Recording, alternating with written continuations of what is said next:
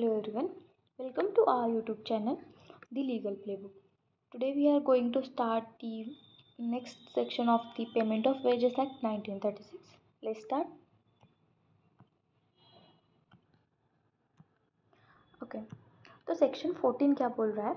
Section 14, an inspector of factories appointed under of section 8 appointed under subsection clause 1 yeah, of section 8 of the Factories Act 1948 जो है shall be inspector for the purpose of this act respect of all factories within the local limits assigned him.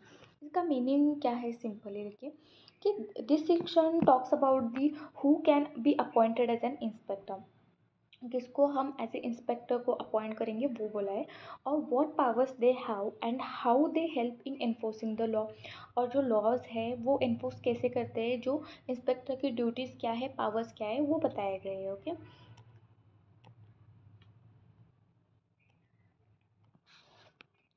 तो basically जो subsection 1 है, 14 subsection 1 है, उसमें क्या बोला है? 14 सबसेक्शन 1 में क्या बोला है? एन इंस्पेक्टर ऑफ फैक्ट्री, जो फैक्ट्रीज के इंस्पेक्टर है, appointed under the factories act is also considered as an inspector. जो फैक्ट्रीज एक्ट के अंडर जो इंस्पेक्टर रहते हैं वो अपॉइंटेड एज अ इंस्पेक्टर, उसको भी हम इंस्पेक्टर कहेंगे under the payment of wages act. मतलब क्या हुआ कि an inspector of factories act, factories में जो इंस्पेक्टर रहते हैं वही जो इंस्पेक्टर है अपॉइंटेड अंडर फैक्ट्रीज एक्ट 1948 में जो अपॉइंट करते हैं is also consider as an inspector of the payment of wages act में जो है.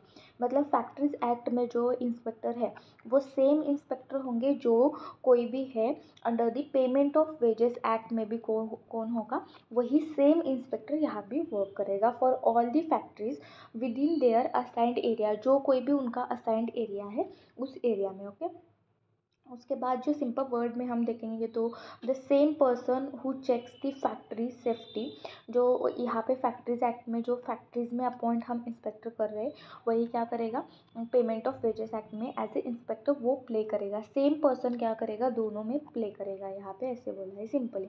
Check the wages related issue, जो कोई भी वेजेस रिलेटेड इशूज है सेम सेम जो पर्सन है यहाँ पे दोनों में क्या करेगा, same person wages related issues क्या करेगा, चेक करेगा. सिंपली मीनिंग इतना है यहाँ पे सबसेक्शन 1 का. सबसेक्शन 2 में क्या बोला है वो देखेंगे. इसमें एक एग्जांपल लेंगे हमें. If mister Sharma is a factory inspector है for the Kanpur district. Mister Sharma जो है वो फैक्ट्री इंस्पेक्टर है कानपुर डिस्ट्रिक्ट में. मिस्टर शर्मा जो है फैक्ट्री इंस्पेक्टर है कानपुर में.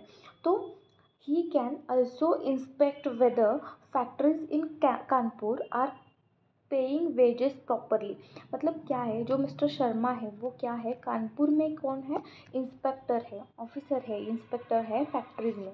ओके, जो डिस्ट्रिक्ट एरिया है वहाँ पे. लेकिन ये क्या कर सकते हैं, he can whether inspect, he can क्या कर सकते हैं, इंस्पेक्ट कर सकते हैं. क्या इंस्पेक्ट कर सकते हैं, पेइंग जो है ढंग से चल रहा है, प्रॉपरली चल रहा है कि नहीं, वो भी वो क्या कर सकते हैं, यहाँ पे इंस्पेक्ट कर सकते हैं, ऐसे बोला. उसके बाद हम सबसेक्शन 2 में क्या दिया है, appropriate government may appoint inspector for the purpose of this act in the respect of all person employed upon railway otherwise than the factory to whom this act is and applies. इसमें क्या बोला है, simply देखो. what is means the appropriate government, मतलब appropriate government में central government आ गए और स्टेट गवर्नमेंट आ गए, can appoint the inspector for the railway workers, जो रेलवे वर्कर्स हैं उनके लिए, except those working in the railway factory, जो फैक्ट्रीज है railway factory, otherwise those in the factories में फैक्ट्रीज यहाँ पे इंक्लूड नहीं होगा. उसके बाद एग्जाम्पल हम लेंगे यहाँ पे, सिंपल एग्जाम्पल. ए क्लर्क, रेलवे क्लर्क और the porter not working in a railway, जो रेलवे क्लर्क है एंड रेलवे पोर्टर है वो not working in a railway factory can be inspected bye a special inspector appointed just for a railway employees के लिए. हम यहाँ पे ये एग्जांपल ले सकते हैं. उसके बाद जो है थर्ड जो है, appropriate government may by notification in the official gazette appoint such of other person. Appropriate government, central government और स्टेट गवर्नमेंट क्या करेंगे, कर सकते हैं, मे बोला है तो कर सकते हैं. By notification in the official gazette appoint such other person as he thinks to fit to inspector for the purpose of this act and may define the local limits within which the class of factories and industrial or other establishment in respect of which they shall exercise their function. क्या बोला है simply इसमें, क्या बोला जो subsection 3 है, the government can also appoint other person को भी अपॉइंट कर सकते हैं। पहले हम जो सबसेक्शन 1 में क्या बोला कि जो फैक्ट्रीज एक्ट में इंस्पेक्टर है वही क्या करेगा, पेमेंट ऑफ वेजेस में भी सेम रोल प्ले करेगा। तो थर्ड सबसेक्शन में बोला है हम अदर जो स्टेट गवर्नमेंट और सेंट्रल अप्रोप्रिएट गवर्नमेंट है वो क्या कर सकते हैं कि अदर पर्सन को अपॉइंट कर सकते हैं as a inspector. Define their area, मतलब specific area, and define their areas, और एग्जाम्पल जो स्पेसिफिक डिस्ट्रिक्ट है उसमें स्पेसिफाई विच द फैक्ट्रीज और establishment they can inspect. For example the state government में appoint miss Rekha as an inspector for all garment factories in Bengaluru. मतलब इसमें क्या बोला है कि for the purpose of this act and may define the local limit, यहाँ पे define करेंगे वो।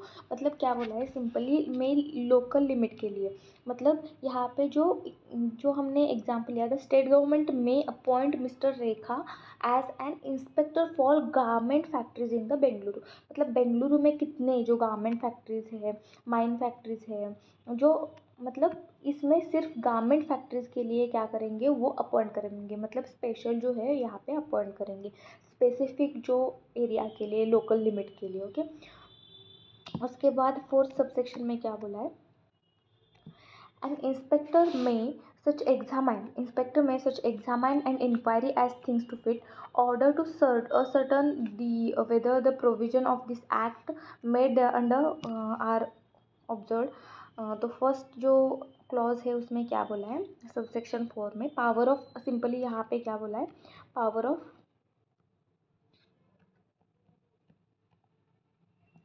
इंस्पेक्टर।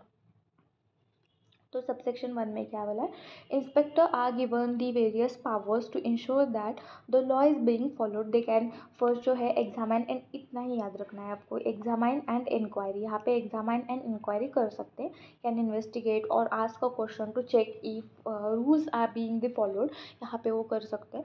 उसके बाद एग्जाम्पल हम इसमें क्या लेंगे, एग्जाम्पल तो यहाँ पे an inspector can be question कर सकते हो the manager about how the deduction are calculated, कैसे आपने डिडक्शन कैलकुलेट किया है, वो यहाँ पे मैनेजर को पूछ सकते हैं कि आप एम्प्लॉय के जो पेमेंट है, वेजेस है, उसमें से कैसे डिडक्शन किया है, वो इंस्पेक्ट कर सकते हैं। बी में क्या बोला है, with such assistant if any as he thinks to fit enter inspect and search any premises any railway factory industrial or other establishment at any reasonable time for the purpose of carrying out the object of this act। क्या बोला है, simply entry है, यहाँ पे inspection है and search, जैसे कि हम सीपी से सीआरपीसी में देखते हैं कि जो पावर्स एंड प्रोसीजर दिए गए वैसे। ए में क्या बोला है, सिंपली यहाँ पे ए में एग्जामिनेशन कर सकते हैं एंड इंक्वायरी कर सकते हैं। अब इंक्वायरी करने के लिए उनको क्या करना पड़ेगा, इन्वेस्टिगेशन करने के लिए यहाँ पे उनको क्या करना पड़ेगा कि एंट्री करना पड़ेगा, एंट्री, इंस्पेक्शन करेंगे और सर्च लेंगे। यहाँ पे इतना ही आपको कीवर्ड्स याद रखना है, एंट्री, इंस्पेक्शन एंड सर्च, उनका ये ड्यूटी है, एंट्री, इंस्पेक्शन, सर्च। अगर रीजनेबल टाइम है, रीजनेबल टाइम बोला है आपको, जो रीजनेबल टाइम है वो भी याद रखना है यहाँ पे, reasonable time, railway, factory, industrial establish, जो कोई भी प्रीमाइसेस है उसमें। उसके बाद नेक्स्ट सी में क्या बोला है, supervise the payment of wages to a person employed upon the railway or any factory or industrial or other establishment। क्या बोला है, supervise whether the employees are being paid wages properly, क्या एम्प्लॉयर जो है वो ढंग से प्रॉपरली जो है वो वेजेस दे रहे हैं एम्प्लॉय को या नहीं दे रहे हैं, वो यहाँ पे क्या करेंगे, सुपरवाइज करेंगे। तो यहाँ पे थर्ड जो ड्यूटी है वो क्या आ गया, सुपरवाइज करने का ड्यूटी आ गया। उसके बाद एग्जाम्पल इंस्पेक्टर में बी प्रेजेंट ऑन पे डे पे, वो क्या कर सकते हैं, इंस्पेक्शन जो है वो कर सकते हैं, यहाँ पे present on the pay day पे क्या कर सकते हैं, यहाँ पे प्रेजेंट रह सकते हैं और वो क्या कर सकते हैं, देख सकते हैं कि प्रॉपरली वो पेमेंट कर रहे हैं कि नहीं कर रहे। उसके बाद डी में क्या है, required by the written order the production at such places as may be described of the registered record maintained pursuant of the act taken and spot otherwise statement person may consider necessary carry out the purpose of this act। क्या बोला है कि demand of the production of record यहाँ पे हो सकता है D से, आप यहाँ पे मैंने ऐसे याद रखने के लिए demand of production of record, जो डी से क्या होगा demand of production of records, demand of production of records यहाँ पे हो सकता है। यहाँ पे demand of production of records में डिमांड कर सकते, जो इंस्पेक्टर है वो क्या कर सकते हैं, डिमांड जो रिकॉर्ड आपने मेंटेन किया है वो दिखाएगा ऐसे, वो क्या करेंगे, डिमांड करेंगे। Can order the employer in the writing to produce wages registered and take a employ statement यहाँ पे ले सकते हैं। For example inspector may ask for an wages register to broad to the labour officer. Okay, उसके बाद जो next है यहाँ पे ई पॉइंट है। ई पॉइंट में क्या बोला है, seize or take the copies, seize and take the copies of such register or document portion thereof he may consider a relevant respect of an office under this act which he has reason to believe that been a committee by an employer. क्या बोला है इसमें, simply seize or copy of the records can seize कर सकते हैं और take the copies of an any wages, जो आपने वेजेस दिया है उसका रिकॉर्ड रहता है, रिसिप्ट रहता है, तो वो क्या एनी रिकॉर्ड को वो क्या कर सकते हैं, सीज कर सकते हैं any document. If there is an belief that offence has been occurred, ऐसे रीज़न टू बिलीव है कि वहाँ पे कि ऑफेंस हैज़ बिन कमिटेड, ऐसे रीज़न टू बिलीव है, तो यहाँ पे वो क्या कर सकते हैं कि यहाँ पे सीज कर सकते हैं। उसके बाद फॉर एग्जाम्पल हम यहाँ पे लेंगे कि आपको समझने के लिए सिर्फ एग्जाम्पल है, एग्जाम में नहीं आता है, तो एग्जाम्पल में जो है inspector finds take entries in the register and seize it for the investigation के लिए वो सीज कर सकते हैं। ओके,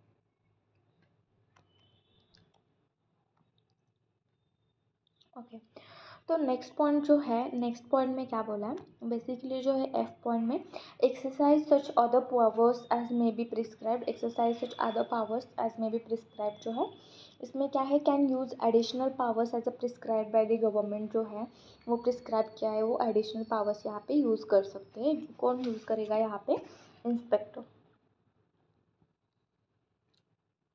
अगर गवर्नमेंट ने एडिशनल पावर्स दे दिए तो यहाँ पे वो क्या कर सकता है, एडिशनल पावर्स यूज़ कर सकता है यहाँ पे। ओके, उसके बाद जो है दिस केस में B it includes the checking attendance logs, verify identify of the workers, यहाँ पे वो क्या कर सकते हैं, एक्स्ट्रा जो है ड्यूटीज़ और पावर्स जो है यहाँ पे वो रेगुलेट कर सकता है। उसके बाद जो प्रोविज़ो है, बहुत इंपॉर्टेंट प्रोविज़ो, यहाँ पे इंपॉर्टेंट प्रोटेक्शन दिया गया है। इसमें no person shall be compelled under this subsection to answer any question or make any statement tending to incriminate himself. क्या बोला है, no person can be force to answer any question or make a statement would incriminate themselves. मतलब क्या बोला है, it them into the trouble legally, मतलब ऐसे कोई भी पर्सन को हम ऐसे, जो हम कॉन्स्टिट्यूशन में पढ़ते हैं ना, protection under the right against self incrimination, जो राइट है वो यहाँ पे दिया गया है, क्योंकि ये बहुत इंपॉर्टेंट है यहाँ पे, क्योंकि आप ऐसे कोई भी क्वेश्चन का आंसर नहीं दे सकते कि खुद को वो क्या करते हैं, लीगल लायबिलिटी में आपको पहुंचा सकता है। वैसे जो क्वेश्चंस है उसको उसका आंसर आपको देने का मैंडेटरी नहीं है।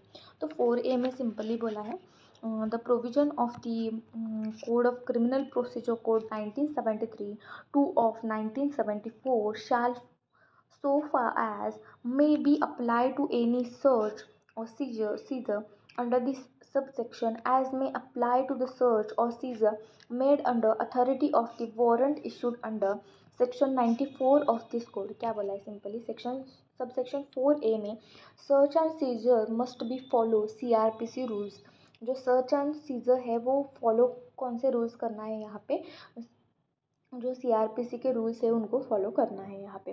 What it means, any search and seizure, जो कोई भी इसका जो मीनिंग है, इसका जो सर्च एंड सीजर जो है by an inspector must follow the rules in the given in to the code of criminal procedure code में दिए गए हैं 1973 के। अब जो है भारतीय नागरिक सुरक्षा संहिता, यहाँ पे अब जो है यहाँ पे कौन सा आएगा, BNSS आएगा यहाँ पे, भारतीय नागरिक सुरक्षा संहिता 2023 यहाँ पे आ जाएगा, याद रखिए। Okay, like having a valid reason, behaving a lawful and preparing a report जो है like जो प्रोसीजर है यहाँ पे कौन सा होगा यहाँ पे स्ट्रिक्ट रूल नहीं है कि सीआरपीसी जैसा है वैसे ही यहाँ पे एप्लीकेबल है, लेकिन जो है ट्रिब्यूनल में थोड़ा सा तो यहाँ पे यूज़ करना चाहिए।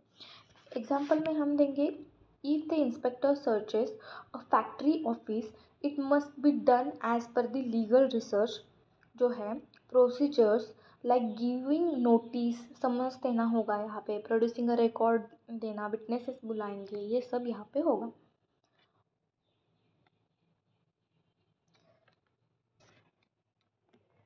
ओके तो सबसेक्शन 5 क्या बोल रहा है, every inspector shall be deemed to be public servant within the meaning of Indian penal code. ये पता है हम सबको, section 21 of the IPC. Okay तो यहाँ पे जो है वो every inspector is considered as an public servant under the IPC and now in the Bharatiya Nagarik Suraksha Sanhita, Bharatiya Nyaya Sanhita 2023 में, this gives them the legal protection and accountability under the sections like the laws against obstructing और bribing a public servant. अगर आप किसी भी inspector को obstruct कर रहे हैं तो यहाँ पे एज अ पुलिस जो है इंस्पेक्टर जो है क्या है वो जो है वो पब्लिक सर्वेंट है, तो अगर आप पब्लिक सर्वेंट को ऑब्स्ट्रक्ट कर रहे हैं तो यहाँ पे आप पनिशेबल होंगी। उसके बाद हम नेक्स्ट सेक्शन देखेंगे 14A। 14A facilities to be afforded to inspector. Facilities क्या है जो अफोर्डेड टू द इंस्पेक्टर है वो देखेंगे। Okay. Facilities to be afforded to inspector. Every employer shall afford an inspector all the reasonable facilities to for making any entries, inspection, supervision, examination और inquiry. इसका simple meaning जो है facility का मतलब क्या होता है यहाँ पे, अगर जो ये कोई इंस्पेक्टर है वो यहाँ पे एग्जामिनेशन के लिए आया है, इंस्पेक्टर जो सुपरविजन के लिए आया है और इंक्वायरी के लिए आया है, तो यहाँ पे आपको क्या करना है, फैसिलिटेट करना है, उनको हेल्प करनी है, जो वो क्वेश्चन पूछते हैं वो बताना है उनको। ओके तो रिलेवेंट जो है उसको उनको क्या प्रोवाइड करना है, जो भी है उसका मतलब है फैसिलिटेट करना है उसको, उनको क्या करना है, फैसिलिटेट करना है यहाँ पे सिंपल। ओके सेक्शन 15 में क्या बोला है, section 15 claims arising out of the deduction from the wages or delay in the payment of wages and penalty for the malicious और vexatious claims। क्या सबसे पहले तो हम malicious क्या होता है, vexatious क्या होता है वो देखेंगे।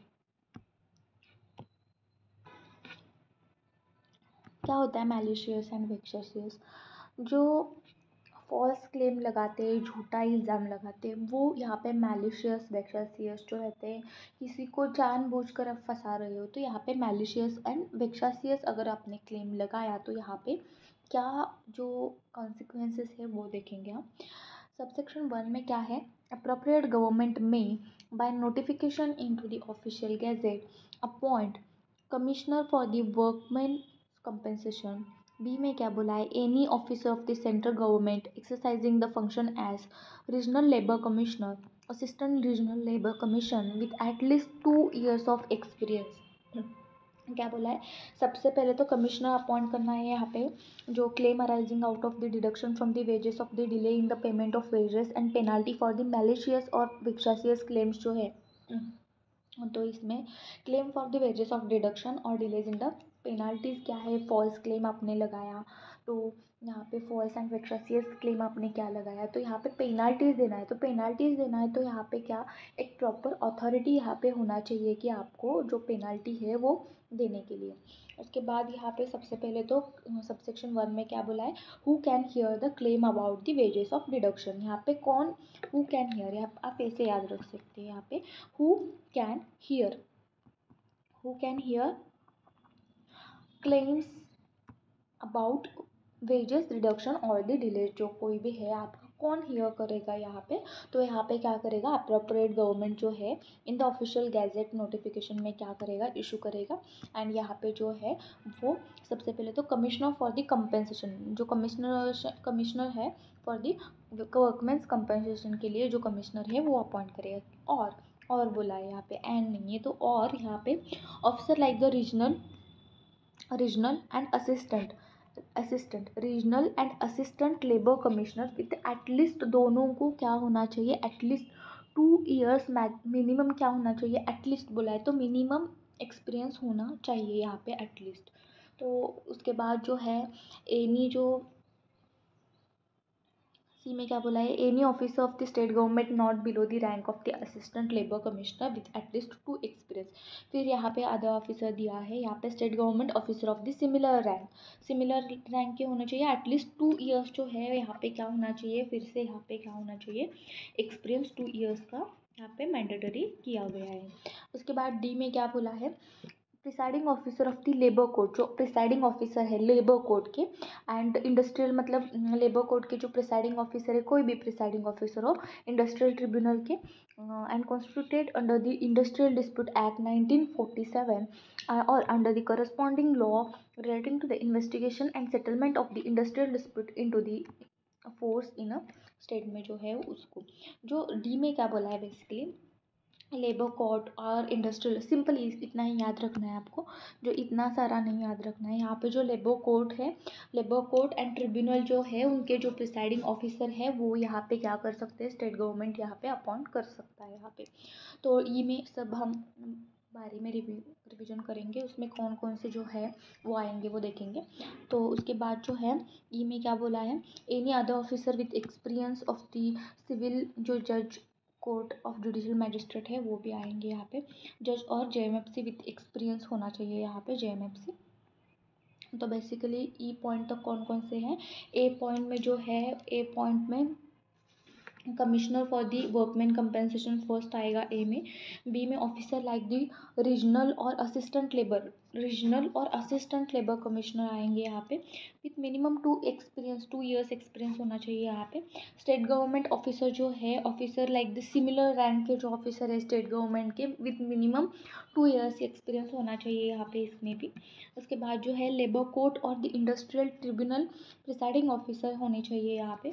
उसके बाद जो है जजेस और दी जुडिशल मैजिस्ट्रेट विद दी, जो मिनिमम एक्सपीरियंस 2 years का मिनिमम एक्सपीरियंस है, मतलब यहाँ पे एक्सपीरियंस नहीं दिया गया है यहाँ पे ई पॉइंट में, लेकिन मिनिमम एक्सपीरियंस 2 ऊपर दिया है तो यहाँ पे एक्सपीरियंस तो होना चाहिए मिनिमम एक्सपीरियंस। उसके बाद जो है as authority to hear decide any specified area, all claim arising out of the जो डिडक्शन है फ्रॉम द वेजेस और the delay in the payment of wages person employed in the paid that the area including all the members of the incident to such claim. इसका simple meaning इतना है कि the government can appoint more than one of such authority. यहाँ पे government can कर सकता है, जो क्या कर सकता है कि स्पेसिफाइड जो एरिया है उसके लिए such authority in area and decide how it work divide among, कैसे वो डिवाइड में वर्क करेगा वो बता सकता है। यहाँ पे गवर्नमेंट क्या कर सकता है, स्पेसिफाई कर सकते हैं। तो यहाँ पे प्रोवाइडेड में प्रोविजो में क्या बोला है,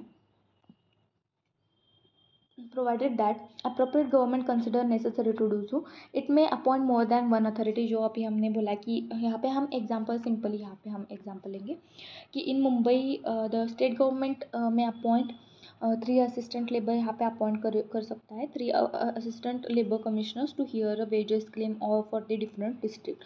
मुंबई में जो 3 डिफरेंट डिस्ट्रिक्ट के लिए क्या कर सकते हैं, यहाँ पे 3 लेबर कमिश्नर जो है यहाँ पे अपॉइंट कर सकते हैं। ओके, तो ऐसे मोर देन वन, सिर्फ आपको इतना ही याद रखना है कि appropriate government consider if necessary हुआ तो यहाँ पे may appoint more than one authority, एक ही नहीं, एक और मोर देन वन अथॉरिटी यहाँ पे क्या कर सकते हैं, अपॉइंट कर सकते हैं फॉर दिस स्पेसिफाइड दैट, जो कोई भी स्पेसिफाइड एरिया है through this special order into the official gadget में क्या कर सकते हैं, नोटिफिकेशन निकाल के वो क्या कर सकते हैं, यहाँ पे अपॉइंट कर सकते हैं। तो सबसेक्शन 2 में क्या बोला है, सबसेक्शन 2 में बेसिकली इतना ही बोला है कि where the contrary to the provision of this act, contrary बोला है, कॉन्ट्ररी याद रखना है, contrary to the provision of this act any deduction has been made from the wages of an employed person or any payment of wages has been delayed, such person himself or any legal practitioner, any official registered trade union authorized in the writing to act behalf or inspector under this act or any other person acting with the permission of an authority appointed under the subsection 1 may apply to authority for the direction under the subsection 3. Simple meaning है who can make a claim and when, यहाँ पे कौन claim कर सकता है subsection 2 में, मतलब claim कौन कर सकता है, यहाँ पे इतना ही बोला है। तो इसमें जो है where contrary to the provision हुआ है, यहाँ पे deduction has been made from any wages employed person or payment of wages has been delayed हुआ है यहाँ पे, तो सच पर्सन हिमसेल्फ, जो खुद पर्सन है हिमसेल्फ, और एनी लीगल प्रैक्टिशनर जो है, और any official of the registered trade union जो है अथराइज्ड इन द राइटिंग में क्या करेंगे, यहाँ पे अथराइज्ड इन टू द राइटिंग में क्या करेंगे, act on his behalf, act on his behalf, जो कोई भी पर्सन हिमसेल्फ है उसके बिहाफ पे, और any inspector under this act, any person acting with such permission authority appointed under subsection 1 may apply to the authority for direction under subsection 3 में। यहाँ पे सबसेक्शन 3 में देखेंगे क्या है, तो यहाँ पे सिंपल बोला है कि any one who has wages deducted, जो इलीगली डिडक्ट हुआ है जिनका wages, payment delayed can be apply to the appointed authority, जो इसका सिंपल मीनिंग है वो बता रही हूँ। तो यहाँ पे जो any one who has been waged deducted illegally deduct हुआ हो or payment delayed can be apply to the appointed authority and the claim can be made by the worker themselves, claim can be made worker themselves and the legal representative of the layer, claim कौन करेगा, जो worker खुद है वो claim करेंगे। और उसके बाद जो मतलब ग्राउंड क्या है यहाँ पे, सिंपली यहाँ पे जो डिडक्शन जो हुआ है वो इलीगली हुआ है, तो यहाँ पे क्लेम कौन करेगा, तो क्लेम यहाँ पे जो खुद वर्कर है वो करेंगे, उसके बाद जो उसके लीगल रिप्रेजेंटेटिव उनके हैं वो करेंगे, and official registered trade union के जो official registered trade union authorised act है वर्कर के वो करेंगे, और उसके लीडर जो रहते हैं उनके वो करेंगे। उसके बाद इंस्पेक्टर खुद जो है, हमने अभी देखा सेक्शन 14 में जो इंस्पेक्टर है वो करेंगे। उसके बाद एनी अदर पर्सन जो है permission by from the authority से परमिशन लेके वो क्या कर सकते हैं, यहाँ पे क्लेम कर सकते हैं। उसके बाद जो है प्रोवाइडेड दैट, प्रोवाइडेड में क्या बोला है, every such application shall presented within the 12 months from the date of on which the deduction from the wages was made or from the date which on the payment of wages was been due to the made as case may be। यहाँ पे बोला है कि proviso में the claim must be within 12 month में क्या होना चाहिए, क्लेम होना चाहिए from the date of fund deduction, जो डिडक्शन हुआ है, समझो कि जो डिडक्शन हुआ है 1 मई को हुआ है डिडक्शन, आपको 1 मई पे वेजेस मिले, 1 मई पे आपको क्या हुआ, डिडक्शन हुआ है, तो इससे 1 मई छोड़ के जो आपको 13 मई तक आपको क्या करना है, सॉरी 12 मंथ बोला है जो है आगे, वो 12 मंथ तक आपको 1 ईयर तक आप क्या कर सकते हैं, यहाँ पे क्लेम कर सकते हैं यहाँ पे। तो 12 मंथ्स आपको याद रखना है यहाँ पे, from the date of deduction from the wages were due होंगे वहाँ से। उसके बाद जो है इफ़ द क्लेमेंट ड्यू होने जो ड्यू हुआ है उस डेट से 12 मंथ तक। उसके बाद जो है second proviso provided further that application may admitted after the said period of the 12 month when the applicant satisfy authority that he had sufficient cause for not अगर इसमें सिंपल बोला है कि if the claimant misses the 12 month deadline जो है उसने miss किया and the authority may still accept that, जो भी क्लेम है वो क्या कर सकता है, अथॉरिटी में accept that still accept it, वहाँ पे अगर if there is insufficient cause हो एंड गुड रीज़न हो कि देन वो वहाँ पे क्या कर सकते हैं, वो जो है वो authority may still accept the claim यहाँ पे एक्सेप्ट कर सकता है। उसके बाद यहाँ पे हम एग्जांपल लेंगे जो है if the Raju is an employer है, यहाँ पे delayed his wages on the 1 जनवरी 2024, राजू और हिज जो यूनियन रिप्रेजेंटेटिव है must file a claim bye 31 दिसंबर 2024 तक, वो क्या कर सकते हैं यहाँ पे, क्या कर सकते हैं, क्लेम फाइल कर सकते हैं। If he miss the deadline, जो 1 जनवरी को जो था वो डिलेड हुआ था, उनका जो क्लेम था, जो वेजेस था उनके बाद उसको 31 दिसंबर 2024 तक उनको क्या करना था, जो क्लेम है वो फाइल करना था, लेकिन उन्होंने मिस किया। तो अगर वहाँ पे सफिशिएंट कॉज था, अगर वो सिक हुआ और ऐसी बीमारी थी कि वो यहाँ पे आना इम्पॉसिबल, तो तो वहाँ पे क्या सफिशिएंट कॉज है, तो यहाँ पे वो क्या कर सकते हैं, एंटरटेन कर सकते हैं, क्लेम एंटरटेन कर सकते हैं यहाँ पे। उसके बाद है subsection 3। Next, when any application under subsection 2, जो सबसेक्शन 2 हमने अभी देखा वो subsection who can make a claim and when उसमें था, is entertain the authority shall hear the applicant and employer or other person responsible for the payment of wages under sub, जो section 3 है उसमें, give them opportunity of being heard and such. इसका simple हम देखेंगे कि simple word जो क्या है वो देखेंगे यहाँ पे। How are claim handled, section 3 में सिंपल इतना ही है कि how are claim handled, claim कैसे हैंडल होते हैं वो देखेंगे यहाँ पे। तो सबसे पहले है when a claim is an accepted, when a claim is an accepted the authority will hear both the sides, यहाँ पे अथॉरिटी क्या करेगा, here the both the side, यहाँ पे क्या करेगा, सबसे पहले तो हियर करेगा the worker and the employer दोनों को। ओके, उसके बाद क्या करेगा, फर्दर इंक्वायरी करेगा यहाँ पे, further inquiry conduct any necessary inquiry, जो है वहाँ पे अथॉरिटी क्या करेगा, इंक्वायरी करेगा यहाँ पे। उसके बाद इफ़ एनी नेसेसरी, जो may without prejudice to party penalty such employer and person liable under this act direct the refund of the employed person or amount deducted or the payment of delayed wages together with the payment of compensation, authority may things to bit, यहाँ पे क्या बोला है, authority can order refund the deducted wages. अगर यहाँ पे सच में जो डिडक्शन हुआ है तो यहाँ पे क्या होगा कि जो अथॉरिटी ने बोला है उनको क्या करना पड़ेगा, यहाँ पे जो डिडक्टेड वेजेस है उनको रिफंड करना पड़ेगा। उसके बाद जो है payment of the delayed wages जो है प्लस कंपनसेशन यहाँ पे उनको देना पड़ेगा। क्या बोला है, जो कंपनसेशन डिलेड वेजेस है उसको उनको, डिलेड वेजेस से उनको कंपनसेशन देना पड़ेगा, यहाँ पे रिफ़ंड करना पड़ेगा। एम्प्लॉयर के जो है वो डिडक्ट किया है तो रिफ़ंड करेगा, और डिले किया है तो उनको कंपनसेशन मिलेगा। ईजी है। अगर यहाँ पे आपने डिडक्ट किया है, वेजेस डिडक्ट किया है तो क्या होगा, रिफ़ंड करेगा डिडक्टेड वेजेस। अगर आपने डिले किया है तो जो डिले हुआ है उसका कंपनसेशन यहाँ पे मिलेगा। उसके बाद जो है यहाँ पे कंपनसेशन लिमिट क्या है वो देखेंगे। Together with the payment of compensation authority may things to bit if not exceeding 10 times of the amount deducted in the former case and not exceeding 3000 rupees but not less than 1500 rupees in the latter, and even if amount deducted or delayed wages are paid before the disposal of the application, direct the payment of such compensation as authority may things to fit not exceeding 2000 rupees। Simple है।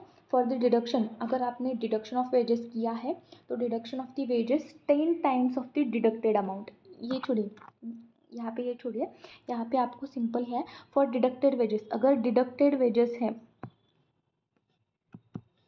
Simple देखिए। Okay, तो यहाँ पे देखिए for deducted wages, अगर deducted wages है,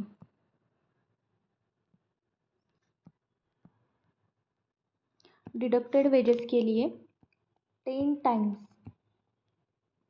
10 times the deducted amount, जितना आपने डिडक्ट किया है उससे 10 टाइम आपको यहाँ पे देना है। फॉर द डिलेड वेजेस, अगर आपने क्या किया है, डिलेड वेजेस, अगर आपने डिलेड वेजेस किया है तो यहाँ पे बिटवीन क्या बोला है, 1500 रुपीज़ टू 3000 तक आपको क्या होना, अगर डिले किया है तो इतना आएगा, अगर डिडक्ट किया है तो इतना, 10 times of the deducted wages जो है उतना आएगा। Even if wages are paid before the case ends compensation, अगर आपने क्या किया है, even if the wages paid before the case ends and compensation up to, compensation आपको यहाँ पे 2000 रुपीज़ देना है। मे बी ऑर्डर आपको अगर 10, अगर आप ऑलरेडी आपने पे किया है तो आपको 2000 रुपीज़ यहाँ पे कंपनसेशन देना है। नेक्स्ट जो है the authority should try the resolve the claims, जो अथॉरिटी है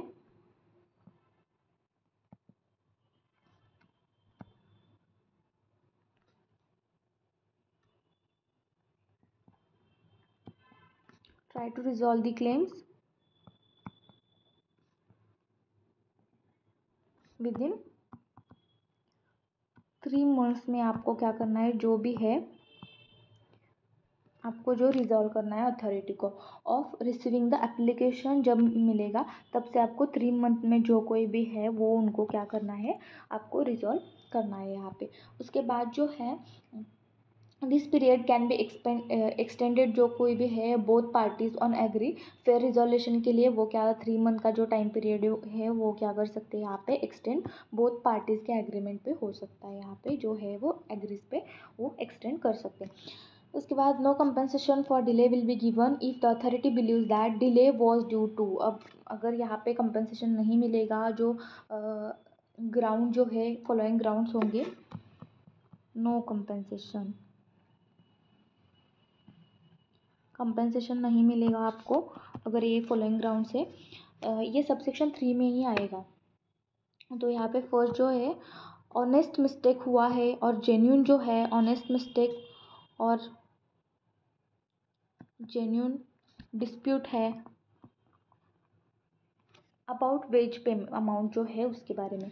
सेकेंड जो है इसमें इमरजेंसी और exceptional circumstances making payment difficult despite effort हुआ है यहाँ पे, तो सेकेंड में क्या होगा, इमरजेंसी और एक्सेप्शनल जो सर्कमस्टांसेस है वहाँ पे, तो यहाँ पे कंपनसेशन नहीं मिलेगा। उसके बाद third one is an the worker not applying for और एक्सेप्टिंग द वेजेस। वर्कर खुद ही यहाँ पे अप्लाई नहीं कर रहा है कि आप मुझे वेजेस दे दो और रिसीव नहीं कर रहा है वेजेस, तो यहाँ पे एम्प्लॉयर खुद कुछ नहीं कर सकता। तो यहाँ पे worker not applying for the wages के लिए वर्कर खुद अप्लाई नहीं कर रहा है यहाँ पे, ये हुआ सबसेक्शन 3। तो हम देखेंगे अब सबसेक्शन 4 में क्या बोला है। आई होप आपको सबसेक्शन 3 समझ आया होगा। तो यहाँ पे हम सबसेक्शन 4 देखेंगे। तो यहाँ पे इफ़ सबसेक्शन 4 में क्या, if the authority hearing an application under this section, first में क्या बोला है, पेनल्टीज फॉर द फॉल्स और अननेसेसरी क्लेम्स का ही ये भी, that the application was either malicious है, vexatious है, the authority may direct that the penalty not exceeding 300 rupees and be paid employer or other person responsible for the payment of wages by person presenting the application। ए में क्या बोला है, if the authority finds claim, अगर जो authority है उनको क्या find हुआ कि जो क्लेम है वो क्या है, मैलिशियस है एंड वेक्सेसियस है, तो उस केस में क्या होगा, मैलिशियस और वेक्सेसियस होगा। तो इस केस में जो है मैलिशियस वेक्सेसियस होगा। तो पहले केस में यहाँ पे मेड ए अनोइंग और टू हार्म द एम्प्लॉयर, के लिए हार्म करने के लिए जो एम्प्लॉय है वो क्या कर रहे हैं, जानबूझकर यहाँ पे केस फाइल करें मैलिशियसली। तो यहाँ पे the claimant must pay a penalty for rupees, जो पेनाल्टी है यहाँ पे कितना देना पड़ेगा, यहाँ पे 375 रुपीज़, इतना ही है, 375 रुपीज़ इनको पे करना है यहाँ पे। उसके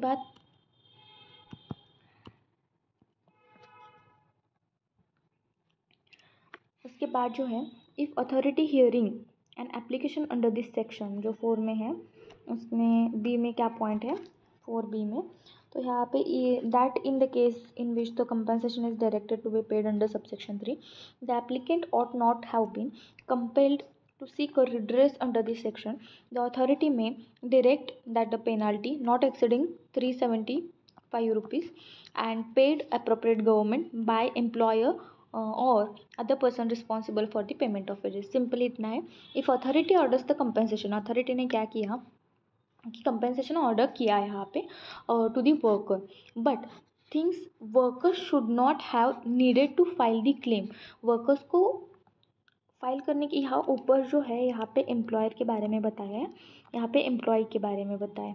तो यहाँ पे जो एम्प्लॉयर है उनको भी पेनाल्टी सेम है, जो एम्प्लॉई है उनको पेनाल्टी देनी है ₹375 जो है वो एम्प्लॉई को देना है, और ऊपर जो है वो क्लेमनेंट है वो पेनल्टी एम्प्लॉयर को देना है, ₹375 एम्प्लॉयर को देना। ऊपर जो अल्टरनेटिव है वाइस वर्सा है, यहाँ पे याद रखिए कि सेम सेम प्रोविज़न है, सिर्फ यहाँ पे किनको देना है, यहाँ पे एम्प्लॉय मतलब जो क्लेमनेंट है वो क्या करेगा, एम्प्लॉयर को देगा यहाँ पे। एंड बी में क्या है, एम्प्लॉयर खुद एम्प्लॉय को ₹375 यहाँ पे देगा और गवर्नमेंट को देगा।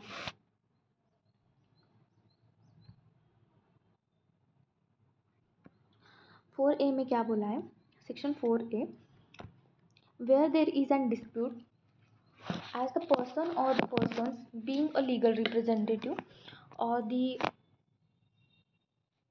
employer or employed person, the decision of the authority of the dispute is in final।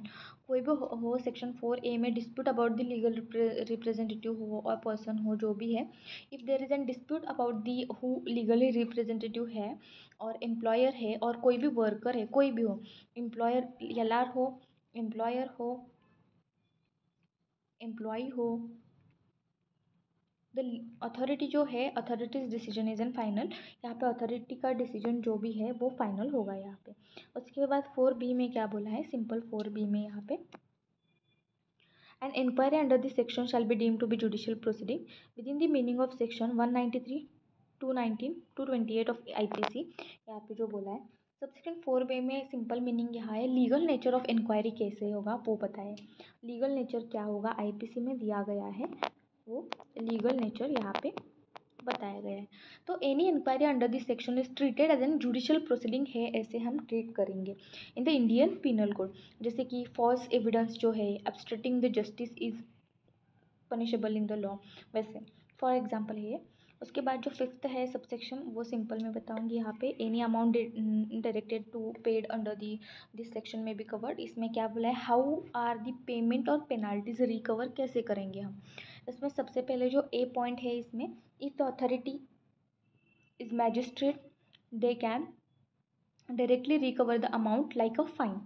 अगर मैजिस्ट्रेट है तो डायरेक्टली क्या करेंगे, लाइक फाइन इम्पोज करेंगे और वो क्या करेंगे, वो रिकवर करेंगे। उसके बाद B में क्या बोला है, if the authority is not a magistrate, magistrate नहीं है यहाँ पे, अगर इंस्पेक्टर है तो उसके बाद they can apply to the magistrate. अगर इंस्पेक्टर होंगे, उन्होंने फ़ाइन लगाया और कोई अदर पर्सन है तो वो क्या करेंगे, अप्लाई करेंगे मैजिस्ट्रेट को अप्लाई करेंगे to recover the amount. If there is an fine लगाया होगा तो वो क्या करेंगे, यहाँ पे क्या करेंगे, अप्लाई करेंगे टू द मैजिस्ट्रेट। मैजिस्ट्रेट होंगे तो खुद करेंगे, अगर मैजिस्ट्रेट नहीं तो अप्लाई करेंगे मैजिस्ट्रेट को, और मैजिस्ट्रेट क्या करेंगे, ऐसे ही रिकवर कर लेंगे। ये हुआ हमारा section number 15 and 14। I hope आपको समझ आया होगा। Thank you.